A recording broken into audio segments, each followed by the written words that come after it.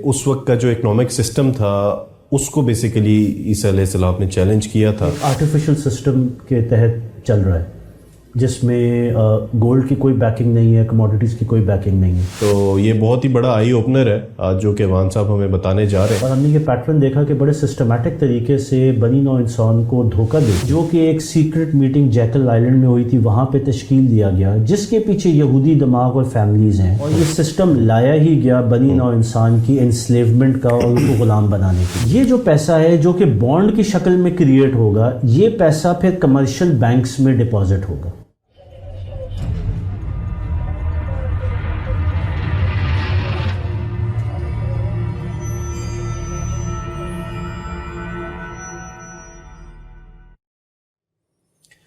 بسم اللہ الرحمن الرحیم. السلام علیکم ناظرین. Economics the new war front کی نئی ایپیسوڈ کے ساتھ میں ہوں آپ کا ہوسٹ اسد جعفری، اور ہمارے ساتھ ہوتے ہیں کیوان انور صاحب.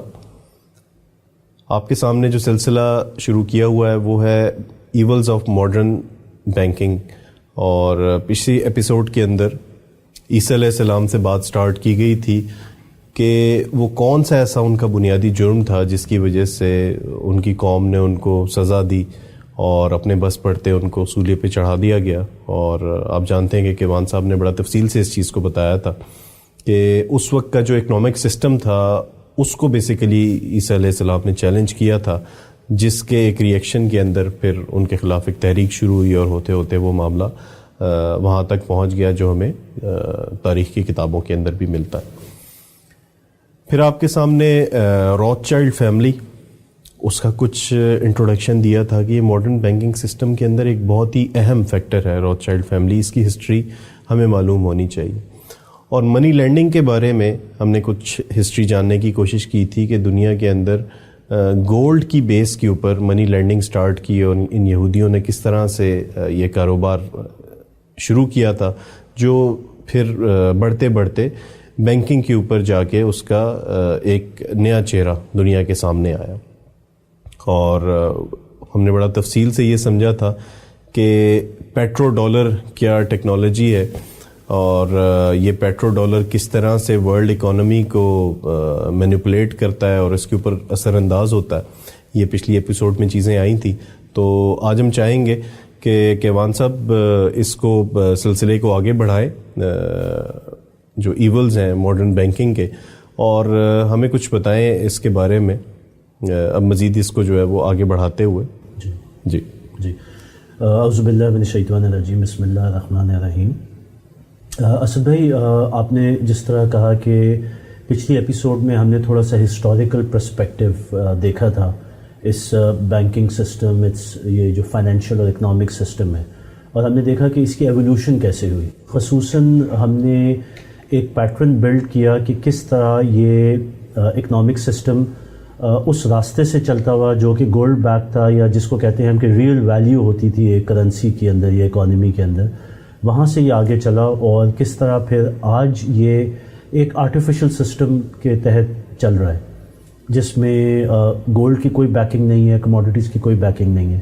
اور ہم نے یہ پیٹرن دیکھا کہ بڑے سسٹمیٹک طریقے سے بنی نوع انسان کو دھوکہ دے کے اور ان کو اندھیرے میں رکھ کے تو ریئل اکانومی یا ریئل ایسٹ بیک جس کو ہم کہتے ہیں یا گولڈ بیک سسٹم کہتے ہیں، اس سے اس کو ہٹا کے تو ایک ورچوئل اور ایک آرٹیفیشل یا سنتھیٹک سسٹم میں کنورٹ کیا گیا. اور مقصد یہی ہے کہ بنی نوع انسان کو جو اصل حقیقت ہے اس سے اوجھل کر کے یا ریئل فیکٹس کو ہٹا کے تو اس ٹرانزیشن میں گزارا جائے، اور یہ 100-200 سال کے پیٹرن کے اوپر یہ چیز پوری کی گئی ہے. تو آج کی ایپیسوڈ اس لیے بھی امپورٹنٹ ہے کیونکہ ظاہر ہے ہم نے اس کو اوپن کرنا ہے، اور جو ہم نے ہسٹری پچھلی ایپیسوڈ میں بلڈ کی تھی اس کو پھر ہم اب جوڑیں گے کہ آج کا جو پریزنٹ سسٹم ہے یہ کیا ہے. تو یہ ہمارا آج کا ہدف ہوگا اور یہ ایپیسوڈ کا ہمارا مقصد بھی ہے. ٹھیک ہے، تو آج انشاءاللہ ہم ایک بہت ہی اہم بات سمجھنے جا رہے ہیں، اور یہ بات عام طور پہ پتہ نہیں ہوتی. اور یہ جو کیوان صاحب جس کا ذکر کر رہے ہیں کہ یہ جو ماڈرن بینکنگ سسٹم ہے اس کو اصل چیز چلا کون سی رہی ہے پیچھے، اور اس کے بارے میں ایک کہاوت مشہور ہے کہ اگر 10 لاکھ لوگ ہیں تو 10 لاکھ میں سے کسی ایک بندے کو اس کی ریئلٹی پتہ ہوگی، اس کی حقیقت جو ہے وہ 1% in a million اس کے بارے میں کہا جاتا ہے. تو آج کی ایپیسوڈ آپ اس حوالے سے ضرور دیکھیے تاکہ ہم لوگ بھی ان میں شمار ہونا شروع ہو جائیں جو 10 لاکھ میں سے کسی ایک بندے کو پتہ ہوتا ہے کہ یہ جو اتنی چمکتی دھمکتی اور چکا چوند والی ماڈرن بینکنگ سسٹم ہے یہ بیسیکلی چل کس چیز کے اوپر رہا ہے. تو یہ بہت ہی بڑا آئی اوپنر ہے آج جو کہ ایوان صاحب ہمیں بتانے جا رہے ہیں. تو ہمارے ساتھ رہیے گا اس ایپیسوڈ کے اندر اور ہم اس کو انشاءاللہ سٹارٹ کرتے ہیں. جی تو اسد بھائی ہم نے اکنامک سسٹم یا ہم نے کرنسی کی بات کی تو پہلے بنیادی طور پہ ایک چیز سمجھتے ہیں کہ یہ جو ہم جس چیز کو ہم منی کہتے ہیں یا ہم یہ جو پیسہ ہے یہ ہے کیا. وہ جو ہم نے ایک ایولیوشن کی بات کی تو پہلے جو پیسہ ہوتا تھا اس کی حقیقت یہ تھی کہ اس پیسے کے اندر ہی اس کی اصل ویلیو موجود تھی جس کو ہم انٹرنزک ویلیو بھی کہتے ہیں. یعنی کہ اگر سونے کا ایک سکہ ہے تو اس سکے کی جو ویلیو ہے وہ اس کے اپنے اندر ہے کیونکہ وہ ایک سونے کا سکہ ہے. اسی طرح چاندی کے سکے تھے. اسی طرح جب ٹریڈ ہوتا تھا تو اگر گندم کی تجارت ہے یا کھجور کی تجارت ہے تو وہ جو چیز جس کو آپ کرنسی کہتے تھے اس کی ویلیو اس کے اندر موجود ہوتی تھی. یہاں سے جو ہمیں شفٹ کیا گیا تو جو شفٹ کر کے نئی چیز آئی وہ تھی پیپر کرنسی. اس پیپر کرنسی کو دوسری اصطلاح میں فیٹ منی بھی کہتے ہیں. فیٹ منی سے مراد یہ ہے کہ یہ اصلی منی نہیں ہے, یہ اصلی حقیقت یا اصلی ویلیو اس کے اندر موجود نہیں ہے. اصلی ویلیو کہیں پیچھے چھپی ہوئی ہے اور اس کے لیے بھی بڑے طریقے سے بنی نوع انسان کو یہاں تک پہنچایا گیا کہ پہلے پیپر کرنسی ایشو کی اس وعدے کے ساتھ کہ اس کے پیچھے گولڈ ریزروز ہیں یعنی کہ سونا موجود ہے. جب لوگوں کو یہ تسلی ہو گئی کہ یہ جو کاغذ کا ٹکڑا میرے ہاتھ میں ہے کیونکہ اس کے پیچھے سونا ہے اس لیے اس کی ویلیو تو حقیقی ہے, وہاں سے پھر آہستہ آہستہ اس سونے کو ڈی لنک کیا گیا یعنی اس کا جو تعلق تھا اس کو ختم کیا گیا اور اس کے بعد اس پیپر کی حیثیت اب اتنی ہی ہے جتنی کہ آپ کی حکومت کہے کہ اس کی ویلیو ہے. یعنی کہ اگر اس پیپر کو آپ حکومت کو ہٹا دیں یا کسی وجہ سے حکومت ختم ہو جائے تو اس کاغذ کی حیثیت اتنی ہی ہوگی کہ جتنا آپ نے آگ جلانے کے لیے کاغذ کو استعمال کرنا ہوتا ہے, ورنہ اس کے علاوہ اس کی کوئی حیثیت نہیں. سو انسانیت کو اتنے بڑے فریب اور دھوکے میں ڈال کے آج یہ جو پورا نظام چل رہا ہے تو اس کے اوپر ہم اب بات کرنے جا رہے ہیں. تو دیکھیں بنیادی طور پہ کرنسی یا پیسے کی تو جو ویلیو یا حیثیت ہے وہ ہم نے دیکھ ہی لی کہ آج کی جو پیسہ ہے یہ فیٹ منی ہے یعنی کہ حقیقی ویلیو اس کے اندر موجود نہیں ہے.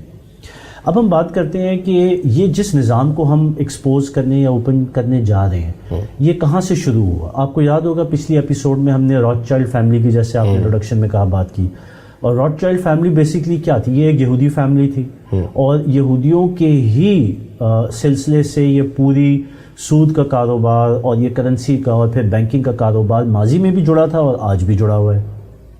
تو یہ فیملی یا یہ یہودیوں کا وہ جو کلان تھا جو کہ یورپ کے اندر خاص طور پہ جرمینیا کے اندر موجود تھا, انہوں نے اپنے ایکسپیرینس سے جو چیز ایوالو کی یا جو ان کو سمجھ میں آئی وہ یہ تھی کہ یہ لوگ اس وقت کسٹوڈیل سروسز دیتے تھے سونے کی. لوگ ان کے پاس آ کے سونا جمع کراتے تھے جس کے عوض یہ پرچی ایشو کرتے تھے. ان کو یہ پتہ تھا کہ اگر ایک پرچی کے عوض 1 تولہ سونا ہے تو وہ پرچی لینے کے لیے جو کلیمنٹ یا جو بندہ ہے جو ڈپازیٹر ہے وہ بہت عرصے بعد آتا ہے. اگر ان کے پاس 10 تولے سونا ہے اور 10 پرچیاں اس کے عوض ایشو کی ہوئی ہیں تو ان میں سے شاید کوئی 1 سال میں 2 بندے ہی آتے تھے کلیم کرنے, باقی 8 جو ہے وہ کلیم ہی نہیں کرتے تھے. وہ آگے اگر تجارت بھی کرنی ہو یا کوئی پیمنٹ بھی کرنی ہو تو پرچی ہی دے دیتے, پرچیاں ایکسچینج کر لیتے. اس انڈرسٹینڈنگ کے ساتھ معاشرے میں کہ جو پیچھے ڈپازیٹر ہے یا سیف کسٹڈی والا جو فیملی بیٹھی ہوئی ہے, جو لوگ بیٹھے ہوئے ہیں, ان کے پاس سونا ہمارا محفوظ ہے. تو اگر میں پرچی لے لوں تو میں جب بھی جاؤں گا تو اس سونے کو کلیم کر سکتا ہوں. یہاں سے ان کو یہ بات سمجھ میں آئی کہ اس میں سے 10 میں سے 1 یا 2 ہی مشکل سے آتے ہیں. تو اگر ہم اس سونے کے عوض 10 کی جگہ 20 پرچی دے دیں مارکیٹ میں تو پھر بھی 2 کی جگہ 4 آ جائیں گے. سونا تو پھر بھی ہمارے پاس فالتو موجود ہوگا. تو یہ آئیڈیا وہاں سے ایوالو ہوا اور پھر انہوں نے یہ سوچا کہ وہ جو فالتو پرچیاں دے رہے ہیں ان کو قرضے کی فارم میں دیں اور اس قرضے کے اوپر سود بھی کمائیں. تو پھر وہ لون اور لون کے اوپر سود کا پورا میکنزم وہاں سے شروع ہوا ہے. اچھا. اور پھر یہ جو ایولیوشن ہوئی ہے یہ کرتے کرتے اس کو امپروومنٹ, اس کے اندر غلطیاں کی, ماریں کھائیں, پھر بہتری کی طرف لے کے گئے. کرتے کرتے ہم نے جو پچھلی دفعہ بات کی کہ وہ سٹیج آ گئی جس کے اوپر ایک سیکرٹ میٹنگ ہوئی, آپ کو یاد ہوگا, جیکل آئیلینڈ. Jackal island. اور جیکل آئیلینڈ کی میٹنگ کے بعد ہی فیڈرل ریزرو جو ہے وہ 1913 میں کریٹ ہوا. اور فیڈرل ریزرو کی جو کہتے ہیں کہ جی پرنسپلز آف آپریشنز جس ڈاکیومنٹ کے اوپر کھڑا ہے اور آج بھی رائج ہے, اس کو کہتے ہیں ماڈرن منی میکینکس. یہ وہ ڈاکیومنٹ ہے جو سارے دنیا کے سینٹرل بینک, اسٹیٹ بینکس یا فیڈرل بینکس کی بیک بون ہے یا برین ہے, انکلوڈنگ کہ پاکستان کا اسٹیٹ بینک آف پاکستان اپنی گائیڈ لائنس لیتے ہیں وہاں سے. جی بالکل. اسی پرنسپلز اور انہی میکینکس کے اوپر ہی آج یہ پورا مالیاتی نظام یا بینکنگ سسٹم چل رہا ہے.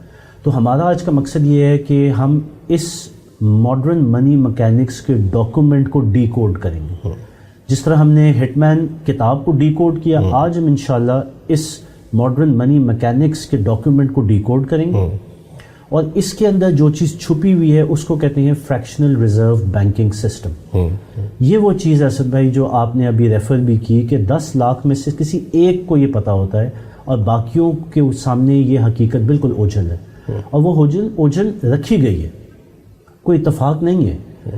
یہ جو اس کے بنانے والے یا اس کے پلان کرنے والے ہیں وہ چاہتے ہی یہ تھے کہ عوامی لیول کے اوپر یہ چیز نہ سمجھ میں آئے, اور اس کو زبردستی کمپلیکیٹڈ بھی کیا گیا تاکہ نارملی لوگ جو کچھ سمجھنا چاہتا بھی ہو تو وہ یہ کہے کہ پہلے تو مجھے اس پہ کوئی ماسٹرز یا کوئی PhD کرنی پڑے گی, تبھی میں جا کے یہ سمجھوں گا. تو وہاں تک پہنچتے پہنچتے آپ کو پتہ ہے کہ وہی 10 لاکھ میں سے ایک ہی بیچارہ بچتا ہے, ایک ہی بچتا. تو ہماری آج کی کاوش یہ ہے کہ ہم اس کو اب ڈی کوڈ کریں. یہ وہ راز جو کہ انہوں نے بھرپور طریقے سے چھپایا ہے اور جس کے اندر اصل میں جو ساری میکینکس ہے وہ چھپی ہوئی ہیں کہ یہ جو آج کی ماڈرن بینکنگ سسٹم ہے یہ کام کیسے کرتی ہے, وہ سامنے انشاءاللہ آئے گی. تو ہم کوشش کریں گے کہ آسان الفاظ میں اس کے جو بھی لاجکس ہیں ان کو سامنے رکھیں اور فریکشنل ریزرو بینکنگ سسٹم کو آج کھول کے آپ کے سامنے پریزنٹ کریں. تو اس میں اگر ہم پہلے سٹیپ پہ جائیں تو یہ ساری کی ساری جو اس کی بنیاد ہے وہ شروع ہوتی ہے کہ ایک اکانومی کو آپ ڈیفائن کیسے کرتے ہیں. مثال کے طور پہ پاکستان کی ایک اکانومی ہے, اگر ہم آپس میں ایک لاجیکل ڈسکشن کریں اور میں یہ آپ سے سوال کروں کہ اکانومی کی آپ کی نظر میں کیا ڈیفینیشن ہے, یا پھر پاکستان کی اصل ویلیو یا ورتھ کیا ہے, تو یہ میرا آپ سے سوال ہوگا کہ آپ کا کیا خیال ہے کہ پاکستان کی اگر ہم نے ویلیو نکالنی ہو, جس طرح ہم ایک پراپرٹی کی ویلیو نکالتے ہیں یا ہم ایک انڈسٹری کی یا کسی کاروبار کی کوئی ویلیو نکالتے ہیں, اگر بیچنا ہو تو ہم اس کے سارے اینگلز کو اسٹڈی کرتے ہیں. تو میرا آپ سے سوال یہ ہے کہ اپنی سوچ کے مطابق آپ کا کیا خیال ہے کہ پاکستان کی اگر ویلیو نکالنی ہو تو کن چیزوں کو ہم دیکھیں گے؟ جی ڈی پی تو ایک اصطلاح ہے, لیکن وہ کون سی چیزیں ہیں جس کے اوپر یہ اصطلاح یا پھر ویلیو نکالنے کے لیے کچھ بنیاد کھڑی ہوئی ہوگی؟ مطلب پاکستان کے ہم یہ دیکھیں گے نا کہ پاکستان کے اندر بنیادی ایسٹس کیا ہیں, ہمارے جو اکانومی جن کے اوپر چل رہی ہے کہ کون سے ایسا ہمارے پاس کوئی کموڈیٹیز ہیں, معدنیات, یا ہمارا کوئی ایگریکلچر ہے, بالکل کوئی اس طرح کی چیزیں دیکھیں گے بالکل کہ جس سے ویلیو اسرٹن کر سکتے ہیں کہ پاکستان جو ہے وہ اس کی کتنی اکانومی ہے, اس کی کتنی ورتھ ہے. ایبسلیوٹلی. آپ کی بات کو تھوڑا سا اور آگے لے جاؤں تو مثال کے طور پہ ہمارے پاس معدنیات ہیں, جس طرح سینڈک کے کاپر ریزروز ہیں, جس طرح ریکوڈک کے گولڈ ریزروز ہیں, اسی طرح ہمارے پاس کول ہے, پھر ہمارے پاس بہت بڑی شور لائن ہے جس کے اوپر آپ کے پاس فشری کا پوٹینشیل ہے, اسی طرح گیس ہے ہمارے پاس, اس کے بعد بہت امپورٹنٹ ہیومن ریسورس ہے. ہمارے پاس 65% آف دا پاپولیشن جو ہے وہ انڈر دا ایج آف 25 ہے, یہ شاید اس سے بھی زیادہ ہے, یعنی کہ ینگ یوتھ کی پاپولیشن یا پرسنٹیج بہت زیادہ ہے اور یہ ایک بہت بڑا ایسٹ ہے. اسی طرح ہمارے پاس ٹورزم پوٹینشیل ہے, اور ہمارے پاس پھر انڈسٹری ہے, پھر ہمارے پاس ایگریکلچر ہے جو کہ ہسٹوریکلی ہماری بیک بون رہی ہے اکانومی کی. تو کہنے کا مقصد یہ ہے کہ اگر ایک اکانومی کی ریئل ورتھ کو آپ نے جج کرنا ہے تو آپ اس کی ریئل ٹینجیبل ویلیوز کو ہی نکالیں گے. ٹھیک ہے, یہ ایک لاجیکل ڈسکشن ہے جو میری اور آپ کی ہو رہی ہے. ٹھیک ہے, لیکن یہ جو آج کا فائنینشیل سسٹم اور اکنامک سسٹم یا ماڈرن بینکنگ سسٹم ہے یہ ان پرنسپلس پہ نہیں چلتا. یہ کیسے ہو سکتا ہے؟ یہاں سے وہ ڈسکشن شروع ہوتی ہے کہ یہ جو پورا سسٹم چل رہا ہے اس کے پیچھے حقیقتاً کوئی لاجک ہے یا یہ ان لاجیکل ہے. اب میں آپ کے سامنے یہ بات رکھتا ہوں کہ بنیادی طور پہ یہ بہت ان لاجیکل ہے.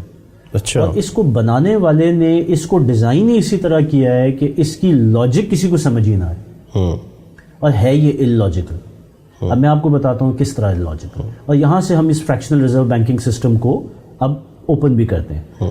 دیکھیں, فریکشنل ریزرو بینکنگ سسٹم کہتا ہے کہ ایک اکانومی کے اندر منی کریشن یا فائنینشیل ایکٹیویٹی کو جنریٹ کرنے کے لیے جو پہلا بنیادی قدم ہے وہ یہ ہے کہ ایک قرض کو کریٹ کرو. ٹھیک ہے.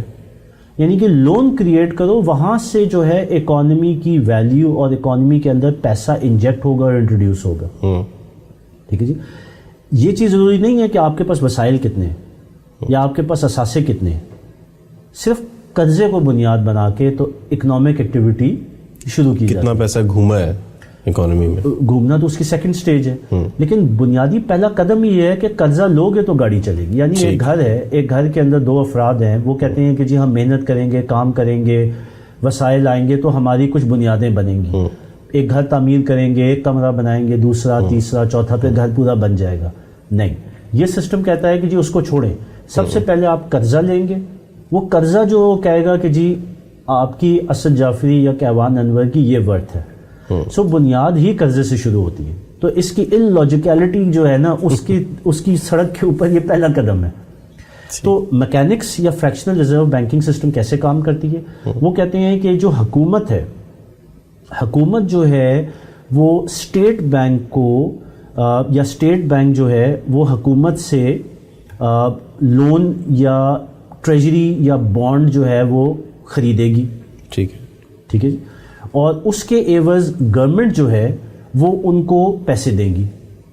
تو یہ جو پیسہ حکومت یا اسٹیٹ بینک آف پاکستان کے پاس آئے گا, یہ جو پیسہ ہے جو کہ بانڈ کی شکل میں کریٹ ہوگا, یہ پیسہ پھر کمرشل بینکس میں ڈپازٹ ہوگا. ٹھیک ہے.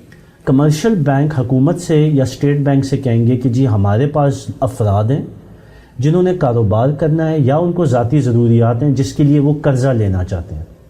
تو اسٹیٹ بینک حکومت سے کہے گا کہ جی مجھے پیسے چاہیے تاکہ میں نیچے کمرشل بینکس میں ڈپازٹ یا لون جو ہے وہ ایکسٹینڈ کر سکوں. تو یہاں سے یہ گاڑی شروع ہوتی ہے. یعنی کہ حکومت جو ہے وہ پیسہ دے گی اور اس پیسے کی ایوز جو چیز وہ لے گی وہ ٹریجریز ہے یا وہ بانڈز ہیں جو کہ حکومت کے پاس جائے گا, حکومت اس کے ایوز پیسہ دے گی جو سینٹرل بینک کے پاس ہے. یہ پہلا قدم ہے. یعنی کہ آسان الفاظ میں آپ کہہ لیں کہ حکومت نے ہوا میں پیسہ بنایا. ٹھیک ہے. اور ہوا میں پیسہ بن کے تو کتاب یا بینک کے لیجر کے اندر یا اکاؤنٹس کے اندر کہیں انٹری ہو گئی کہ مثال کے طور پہ 100 روپیہ کریٹ ہو گیا. ٹھیک ہے. وہ 100 روپیہ اب آپ نے ایک بینک کے اندر ڈپازٹ کی شکل میں ڈال دیا. اب یہ پہلا قدم ہوا یا پہلا لون ہوا جو کہ کریٹ ہوا. وہ ڈپازٹ کون کرا رہا ہے؟ وہ ڈپازٹ اس وقت ہوا میں کریٹ ہوا ہے. یہ 100 روپے کی کوئی حقیقت نہیں ہے, یہ صرف ایک لون ہے جو ہوا میں کریٹ ہو کے بینک کی بک کے اندر آ گیا. ٹھیک ہے. اور یہ بس شو ہو گیا, یہ ایک انٹری ہے. اوکے. اب اس 100 روپے کو آگے لینڈ کرنا ہے. یہاں سے وہ ایکسپیرینس ہے جو ان یہودیوں کا تھا. ان کا ایکسپیرینس یہ تھا کہ 10 میں سے ایک بندہ آتا ہے جو آ کے اپنا سونا کلیم کرتا ہے. تو یہ جو ریشو ہے یہ وہاں سے انہوں نے سیکھی کہ 10% کو رکھو سیفٹی ریزرو, جس کو آج کی بینکنگ کی اصطلاح میں کہتے ہیں ریزرو ریشو. اور عمومی طور پہ 10% ہی ایک سٹینڈرڈائزڈ انٹرنیشنل ریزرو ریشو ہے سینٹرل بینکس کی. ٹھیک ہے. کبھی وہ اوپر بھی ہوتی ہے کبھی نیچے بھی ہوتی ہے, لیکن عمومی طور پہ سٹینڈرڈائز 10% ہے. یہ وہی 16-17 سینچری کے یہودیوں کے ایکسپیرینس سے جو ریشو چل رہی ہے وہ آج بھی رائج ہے. کوئی صحیح. سو 10% جو ہے وہ بینکس کی ریزرو ریشو ہوتی ہے کہ جی اتنا آپ نے اس اوریجنل 100 کا اپنے پاس رکھنا ہے تاکہ میں اور آپ اگر آ کے کلیم کریں اپنا پیسہ تو آپ کے پاس وہ 10% ہو جس پہ آپ واپس پیسہ دے سکیں لوگوں کو. اب یہ 10 روپیہ رکھ کے تو جو 90 روپے ہے وہ آپ قرضے کی فارم میں آگے کسی اور کو, کسی انڈیویجول یا انڈسٹری کو دے دیتے ہیں. جب آپ ان کو دیتے ہیں تو ظاہر ہے انہوں نے گھر میں تو رکھنا نہیں ہے, وہ جا کے دوسرے بینک میں رکھتے ہیں. تو دوسرے بینک میں ایک اور اکاؤنٹ کریٹ ہوا جس میں 90 روپے ڈپازٹ ہو گئے. اب انہوں نے پھر دوبارہ 10% رکھنا ہے, 9 روپیہ رکھنا ہے اپنے پاس, اور باقی جو ہے آگے لون کی فارم میں ایکسٹینڈ کرنا ہے. تو وہ تقریباً آپ کہہ لیں کہ اماؤنٹ بنتی ہے کوئی 81 روپیز. اب 81 روپیز میں سے دوبارہ جو ہے آپ 10% رکھیں گے اور دوبارہ 72 جو ہے وہ ایک چوتھے بینک کے اندر جو ہے وہ ڈپازٹ ہو جائے گا. تو اگر آپ اس سائیکل کو دیکھیں گے تو وہ جو اوریجنل 100 روپیہ جو ہوا میں بنا تھا ٹھیک ہے, وہ جب بینک میں پارک ہوا اور اس بینک سے آگے قرضہ دیا, وہ واپس دوسرے بینک میں گیا, وہ 10% روک کے پھر قرضہ دیا, پھر وہ واپس بینک میں گیا. یہ پروسیس جب چلتا جاتا ہے اور آخر میں جب اس کی جو فنل یا ٹنل ختم ہوتی ہے تو وہ جو 100 روپیہ ہے وہ 1000 روپیہ بن چکا ہوتا ہے. یعنی کہ یہ 10 گنا پیسہ جو ہے وہ اپنی مقدار میں بڑھ چکا ہوتا ہے جب اس بینکنگ سسٹم کے اندر آتا ہے, جبکہ پیچھے کچھ بھی نہیں ہے اس کے, جبکہ پیچھے کچھ بھی نہیں ہے. تو اس کو 2 حصوں میں توڑ لیں. ایک حصہ یہ ہے کہ 100 روپیہ آپ نے کریٹ کیا اس مد میں کہ ایک جینوئن لون کی ریکوائرمنٹ ہے, چلو ادھر تک بھی مان لیتے ہیں. اس کے بعد جب وہ 100 روپیہ بینکنگ سسٹم کے اندر انٹروڈیوس ہوا تو وہ کرتے کرتے 100 سے بن گیا 1000 روپیہ. تو ایک تو اس کا یہ پورشن ہے کہ 100 سے جو 1000 بنا تو اس کی کیا لاجک ہے. اور اس کے بعد پہلی بات یا بنیادی یہ تھا کہ وہ جو 100 تھا وہ بھی ہوا میں تھا, اس 100 کے پیچھے کوئی ریئل ایسٹ یا کوئی ریئل ویلیو نہیں ہے. یعنی کہ وہ بھی ہوا میں, اور اس کے بعد 100 سے 1000 بن گیا, یہ بھی ہوا میں. تو دیکھیں 100 روپے کی بنیاد آپ نے شروع کی, چلو بنیاد بھی مان لی کہ کسی ضرورت کے تحت 100 روپے کا قرضہ آپ نے کریٹ کیا. 100 سے جب وہ 1000 بن گیا تو وہ اوریجنل 100 کی ویلیو گھٹی کہ نہیں گھٹی؟ اگر وہ 100 روپیہ آپ کی ضرورت تھی جس کے لیے آپ نے وہ قرضہ لیا, وہ 100 روپیہ آپ کو مل گیا بالکل. اب وہ 100 روپیہ لے کے آپ کہتے ہیں کہ میں جا کے مارکیٹ سے کچھ سامان خریدوں گا جس سے میں تجارت کروں گا. آپ جب تک وہ لے کے واپس پہنچے آپ کو پتہ ہی نہیں چلا, پیچھے پیچھے وہ 100 کا 900 روپے اور مارکیٹ میں بھی دے دیے انہوں نے, دے دیے بالکل. اب 10 لوگ کھڑے ہوئے ہیں اسی چیز کو خریدنے کے لیے, اور ان کے ہاتھ میں 100 روپے, اور ہر ایک کے ہاتھ میں 100 روپے. اب آپ نے جو چیز 10 روپے کی خریدنی تھی اس کے جب 10 گاہک کھڑے ہو گئے تو وہ ہو سکتا ہے کہ 10 سے 20 روپے ہو جائے, کیونکہ گاہک بڑھ گئے. تو اصل جو پیسہ تھا 100 روپیہ, اس کا خریدار اور اس 100 روپے سے جو آپ کے پاس خریدنے کی یا سپینڈ کرنے کی جو کیپیسٹی تھی وہ گھٹ گئی. اس کو ہم کہتے ہیں انفلیشن. تو آپ جس چیز کو اس میں کلیئرلی پائیں گے اس فریکشنل ریزرو بینکنگ سسٹم کے اندر, اپارٹ کے جی یہ اس کی کوئی بنیاد نہیں تھی اور 100 روپیہ 1000 میں بن گیا اور وہ بھی ہوا میں بن گیا, اور اس کے پیچھے کیا لاجک ہے, اور سوائے اس کے کہ حکومت نے اجازت دی بینکوں کو یہ کرنے کے لیے, اس کے علاوہ اس کے پیچھے کوئی لاجک نہیں ہے. اصل میں تو یہ دھوکہ ہے اور فراڈ ہے. لیکن وہ سارے کچھ کے باوجود بھی جو چیز اس کے اندر ہمیشہ رہے گی, اس کے خون کے اندر ہے, اس کے ڈی این اے کے اندر ہے, وہ انفلیشن ہے. اور جس کے فگرز بڑھ بھی گئے, جس کے فگرز بھی بڑھ گئے ہیں اور یہ بڑھتے رہیں گے. یہ نہ ختم ہونے والی چیز ہے. اور یہ انفلیشن آپ دیکھیں کہ بس ایک ود ایکسیپشنز کے ایک آدھ کسی ملک میں کوئی انفلیشن کبھی نیگیٹو ہوئی تھی, وہ بھی بڑے ایکسیپشن کے جیسے جاپان کی اکانومی, ورنہ آپ کو کبھی بھی نہیں ملے گا کہ انفلیشن 0 ہو یا نیگیٹو ہو. سر ایک سال میں 3.9 سے 7.3 پہ چلی گئی ہے دیکھیں ود ان 1 ایئر. اور اس میں سے بھی جو میکسیمم جو انفلیشن ہوئی ہے وہ فوڈ آئٹمس میں, جو لوگوں کی بنیادی نیسیسٹیز. لیکن آپ دیکھیں کہ اس کے بڑھنے یا گھٹنے کے اوپر تو ہم اگلے پروگرام میں انشاءاللہ بات ضرور کریں گے.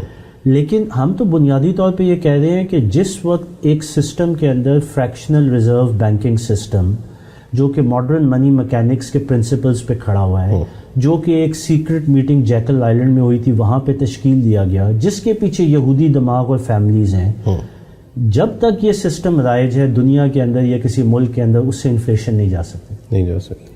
انفلیشن اس کا پارٹ اینڈ پارسل ہے. تو آسان الفاظ میں اگر آپ نے سمجھنا ہو کہ یہ ماڈرن بینکنگ کیسے کام کر رہی ہے, تو یہ وہ نظام ہے اور وہ سسٹم ہے جس کے اوپر یہ کھڑی ہوئی ہے. اب اس کو اتنا پیچیدہ طریقے سے پریزنٹ کیا جاتا ہے کہ عموماً لوگوں کو یا تو سمجھ نہیں آتی یا اس میں کنفیوژن ہے, لیکن بنیادی طور پہ اس سے زیادہ کچھ بھی نہیں ہے. اب میں آپ کو اس کا ایک اور اینگل بھی سامنے رکھتا ہوں. اب دیکھیں 100 روپے کا ایک قرضہ تھا جس میں سے 10 روپے روک کے 90 آپ نے آگے دے دیے, اس کے بعد 90 سے پھر 10% روک کے آگے دے دیے. اب ہو کیا رہا ہے کہ آپ کچھ ریزرو رکھ رہے ہیں, یعنی کہ سیفٹی بفر رکھ رہے ہیں, اور باقی قرضہ دے رہے ہیں. ہم ایزیوم یہ کرتے ہیں کہ یہ قرضہ کسی جینوئن ضرورت کے لیے ہی دیا جا رہا ہے. یہاں تک بھی چلو ہم چل لیتے ہیں اس کے ساتھ کہ جی قرضہ کسی نے لیا, اس کے اوپر وہ کام کرے گا, پھر قرضہ واپس کرے گا. اس پوری ایکویژن میں ایک نئے بدماش کو انٹروڈیوس کرتے ہیں, اس کا نام ہے انٹرسٹ. اب وہ 100 سے 1000 ہوا جس کے پیچھے ریزرو ہے اور قرضے ہیں. اب اس سارے معاملے میں 100 یا 1000 کے اندر جب سود یا انٹرسٹ شامل کرتے ہیں تو وہ انٹرسٹ کی اماؤنٹ جو کہ کچھ عرصے کے بعد, چند سالوں کے بعد واپس کرنی ہے ان بینکوں کو, اس کا پیسہ تو اس سسٹم میں کہیں ہوتا ہی نہیں. وہ تو پیدا ہی نہیں ہوتا. اس کو کون پیدا کرے گا؟ وہ کبھی پیدا ہی نہیں ہوتا ہے. جو اور پیسہ آپ چھاپتے ہیں اسی میں سے ایک حصہ ایک دھوکے کے تحت بتا کے واپس دیا جاتا ہے کہ یہ سود ہے یا انٹرسٹ ہے. حقیقتاً میں انٹرسٹ کی اماؤنٹ کبھی کریٹ ہی نہیں ہوتی. اس سے میں آپ کو ایک طرف لانا چاہتا ہوں, یا اس سوچ پہ لانا چاہتا ہوں کہ یہ سسٹم بنیادی طور پہ بنایا ہی گیا تھا کہ ایک سرٹن لائف ہوگی اس کی, اس کے بعد یہ سود کی اماؤنٹ اتنی بڑھ جائے گی کہ اس کا اصل پیسہ یا کیش اکانومی میں موجود ہی نہیں ہوگا. لیکن یہ 1 سال 2 سال 10 سال 50 سال میں یہ لوگوں کو نہیں سمجھ میں آئے گا. اس کی ایک لائف لائن ہے جس کی اینڈ کے اوپر یا اس کی میعاد پوری ہونے کے اوپر ایک بہت بڑا بلون کھڑا ہوا ہوگا کہ یار یہ جو سود کے پیسے ہیں یہ کہاں سے ہم نکالیں. اور اس وقت ایک دم آنکھیں کھلیں گی پوری دنیا کی کہ یہ تو پیسہ سسٹم میں ایگزسٹ نہیں کرتا ہے, اور جب یہ سمجھ میں آئے گی تو یہ پورا فائنینشیل اور اکنامک سسٹم کولیپس کر جائے گا. تو میں جو آپ سے چیز کہنا چاہ رہا ہوں کہ نہ صرف اس کے پیچھے کوئی لاجک نہیں ہے, بلکہ یہ پہلے دن ہی بنایا گیا ہے اس نیت سے کہ یہ اینڈ میں فیل ہوگا. یہ سسٹینیبل اکنامک سسٹم ہے ہی نہیں. اس کے بنانے والے بہت شاطر ہیں, اور ان کا اصل ہدف جو ہمیں سمجھ میں آتا ہے وہ پوری بنی نوع انسان کو فیل کرنا ہے, جس کو ہم آج کی اصطلاح میں کہتے ہیں سسٹمیٹک اکنامک کولیپس. اور اس کی آج باتیں ہونا شروع ہو گئی ہیں. گلوبل سسٹمیٹک میلٹ ڈاؤن جو ہے جس میں ڈالر لیڈ کرے گا, اس کے اوپر اس وقت US اور یورپ کے اندر بہت ڈسکشنز کھل چکی ہیں. تو یہ جو ہم نے آپ کے سامنے باتیں رکھی ہیں اور ناظرین کے سامنے کہ یہ اس کے سارے پرنسپلز اور میکینکس ہیں, اگر آپ ان کو سیدھی الفاظ میں اور ان لاجکس کے اوپر سمجھیں تو بات بالکل واضح ہو جاتی ہے کہ یہ سسٹم بنا ہی ہے فیل ہونے کے لیے. اس کا فیلئر پوری دنیا کی تباہی ہے, کیونکہ اس کے بعد ہر وہ ملک جو آپ نے پیٹرو ڈالر کی بات کی, پیٹرو ڈالر کی مجبوری کی وجہ سے ہر ملک نے ڈالر کو اپنا ریزرو کرنسی بنایا. یہ پورا سسٹم جو ہے یہ فیڈرل ریزرو نے 1913 میں شروع کیا اور انٹروڈیوس کیا. تو یعنی کہ جہاں پہ یہ اس کی بنیاد ہے اور جہاں سے یہ شروع ہوا, اور وہ کرنسی جو اس کی بنیاد ہے جو کہ پیٹرو ڈالر کی وجہ سے آج کھڑی ہوئی ہے, تو جب یہ ساری بنیادیں ہی شیک ہو جائیں گی اور ٹوٹ جائیں گی تو یہ پوری عمارت کولیپس ہو جائے گی. اور ایک عمارت کولیپس نہیں ہوگی, پوری دنیا کی اکانومی کولیپس ہوگی.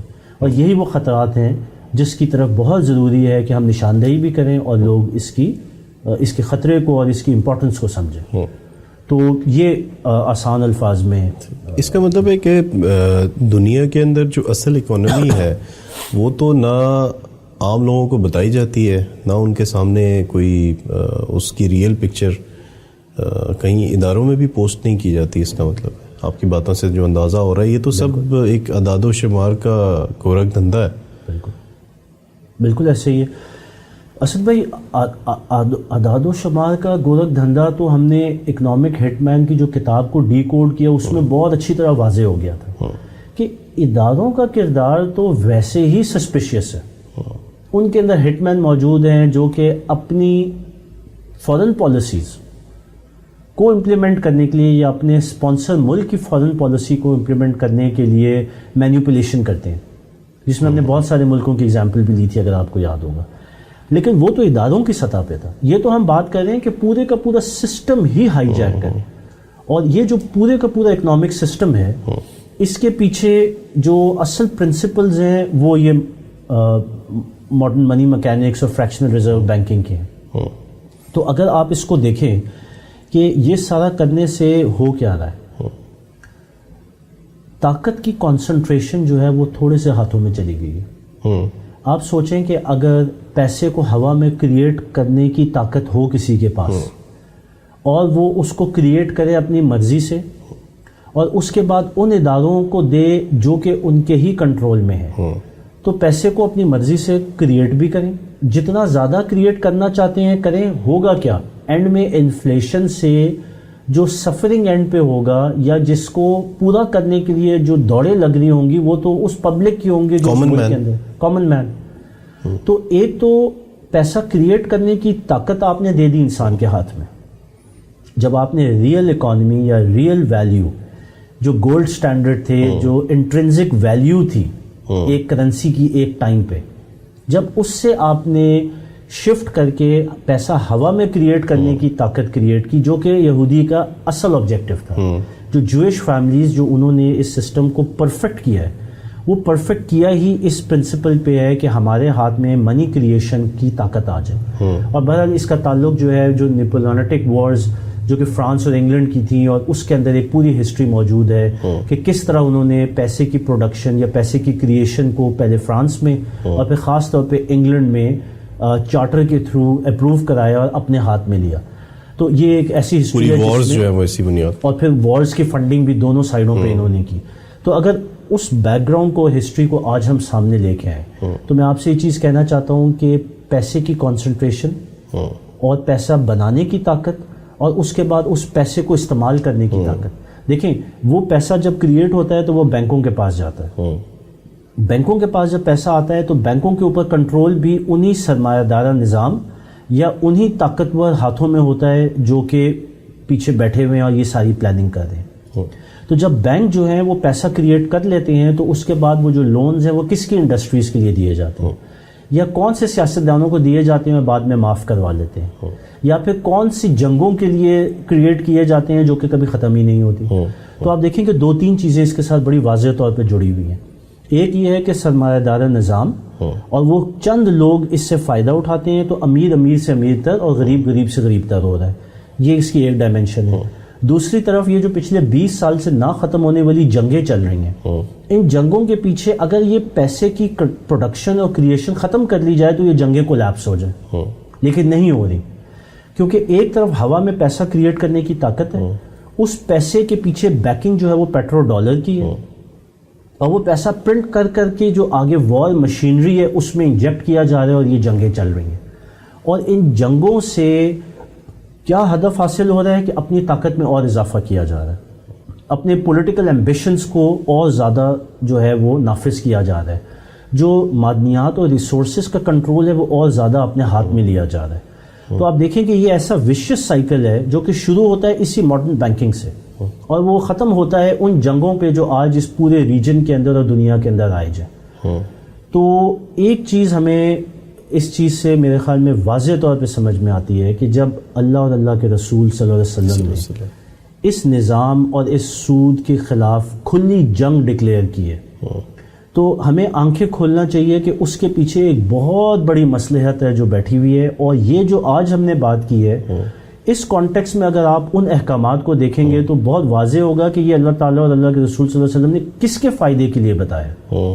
بیسیکلی اس ایول سے بچانا چاہتے ہیں, بنی نو انسان کو بچانا چاہتے ہیں, پوری بنی نو انسان کو بچانا چاہتے ہیں. قرآن تو سب کے لیے ہدایت ہے. تو جب یہ احکامات آ گئے تو ہمارے اپنے مفاد میں ہے کہ ہم اس بینکنگ سسٹم, اس انٹرسٹ کے سسٹم کو اگر ختم کر لیں تو حقیقتاً ہم بنی نو انسان کو آزاد کرا لیں گے. اور یہ سسٹم لایا ہی گیا بنی نو انسان کی انسلیومنٹ کا اور ان کو غلام بنانے کے لیے. ٹھیک, تو یہ وہ پورے معاملات تھے جو ہم نے آج آپ کے سامنے. آپ کی وہ ایک تو ہٹ مین والی سیریز سنی, اس کے بعد یہ جو آپ بتا رہے ہیں ایولز, تو اس سے ایک تو یہ ہوتا ہے کہ بلڈ پریشر تھوڑا بڑھنا شروع ہو جاتا ہے, پہلے پریشانی شروع ہو جاتی ہے, اور لیکن ساتھ ایک انڈرسٹینڈنگ یہ بھی پیدا ہوتی ہے کہ اگر ان چیزوں کا ہمیں نہیں پتہ ہوگا, ایٹ لیسٹ یہ کہ ہمیں ان چیزوں کا شعور نہیں ہوگا, تو ہم ان کے تدارک کا یا ان سے بچنے کی کیسے کوشش کریں گے, یا اس کے خلاف یا اس کے مقابلے میں جو ایک ہمارا سسٹم ہے, ٹھیک ہے, وہ ہم کیسے اس کو بلڈ کرنے کے بارے میں سوچیں گے. تو بہرحال یہ میرے بھی ذہن میں پیدا ہوتا ہے. اور بھی ہمارے جو ساتھ لسنرز ہیں جو سن رہے ہیں تو ان کے بھی ذہنوں میں یہ اس طرح کے سوالات آتے ہیں. آپ نے جو ایک دعوت فکر دے رہے ہیں آپ اس حوالے سے تھوڑا سا کرنٹ افیئرس پہ بات کر لیتے ہیں. اس ویک کی جو امپورٹنٹ نیوز ہے وہ کوالالمپور جاتے جاتے ہمارے پرائم منسٹر صاحب رہ گئے. پہلے سعودی عرب گئے تھے اور وہاں سے ان کو منع کر دیا گیا. پوری میڈیا کے اندر بڑا اس چیز کو اجھالا بھی کیا ہے, پاکستان کی انسلٹ بھی ہوئی ہے. تو تھوڑا سا بتا دیں کہ یہ کیا تھا کوالالمپور جانا اور کیوں نہیں گئے, کیا ہونا تھا. جی بریفلی اسد بھائی دیکھیں, ابھی جو ہم نے ڈسکشن کی ہے اسی کو اس سے لنک کر لیتے ہیں, اور بات ساری بنیادی ہے. پولیٹیکل ریٹورک اور پولیٹیکل مصلحتیں ایک سائڈ پہ. ہم نے بات کی کہ یہ جو نظام ہے یہ نظام کیا کریٹ کرتا ہے, یہ انسانیت کی غلامی کا سسٹم ہے یا یہ بنیاد بنتا ہے. تو انسلیومنٹ کا جب ماحول ہوگا تو پھر آپ آزادانہ پولیٹیکل یا فارن پالیسی کیسے رکھ سکتے ہیں؟ یہ جو تھا یہ فیلئر تھا فارن پالیسی کا. آپ کے پاس انڈیپینڈنٹ فارن پالیسی ہے ہی نہیں. آپ اپنے مفاد کو سامنے رکھ کے فیصلے کر ہی نہیں سکتے کیونکہ آپ ایک غلامی کے سسٹم میں جکڑے ہوئے ہیں. اور وہ کیا ہے, وہ اکنامک ڈپینڈنسی ہے. تو اگر سعودی عربیہ کی طرف سے ہمارے اوپر پریشر آیا تو اس پریشر کے پیچھے جو وجوہات تھیں وہ یہ تھیں کہ پیٹرو ڈالر 3 ارب ڈالر سنا دیے, اس سے پہلے بھی دیا, آئل بھی دے رہے ہیں آپ کو ڈیفرڈ پیمنٹ پہ. تو ہم اکنامکس کی وار میں آج لوز کر چکے ہیں اپنی پوزیشن.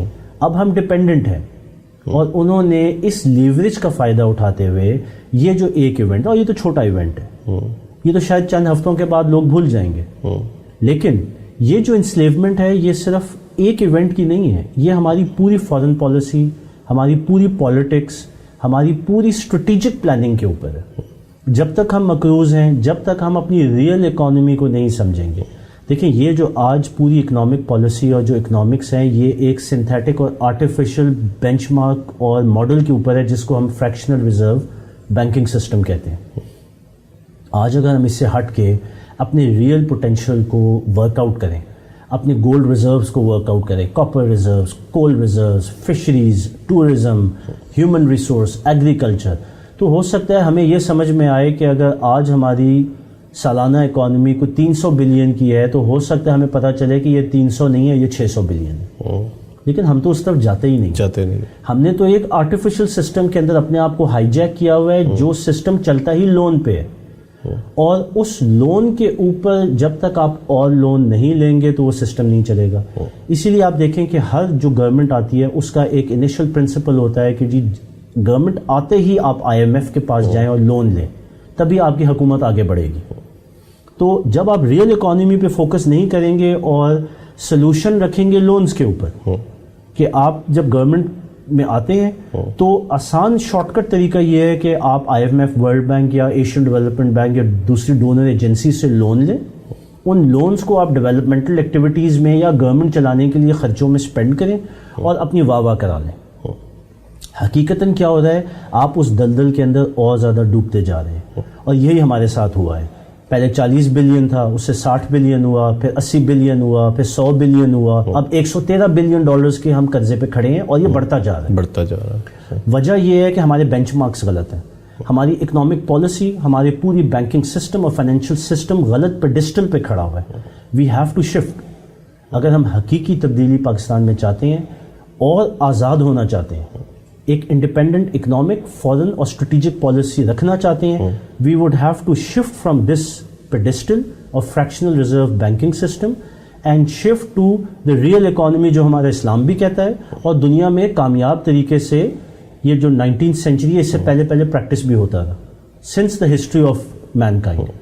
اس کو آپ گولڈ بیک کہیں, اس کو آپ 100% ریزرو بینکنگ سسٹم کہہ لیں, یا آپ اس کو ریئل اکانومی کہہ لیں, انٹرنسک ویلیو کہہ لیں, اس کا جو بھی نام دیں. آپ کو نہیں لگتا کہ اگر یہ چلے جاتے کوالالمپور تو کم از کم ایک اس کی طرف ایک نیت ہو جاتی ہے, یا جس طرح نماز پڑھنے کے لیے نیت ہوتی ہے. کوالالمپور کی میٹنگ میں کیا ہوا, انہوں نے ایگزیکٹلی اس سسٹم کی کمر پہ ضرب لگائی ہے, اور وہ ضرب کیا ہے کہ ہماری تجارت جو ہوگی وہ بارٹر پہ ہوگی, اس کے علاوہ گولڈ سٹینڈرڈز پہ ہم جائیں گے.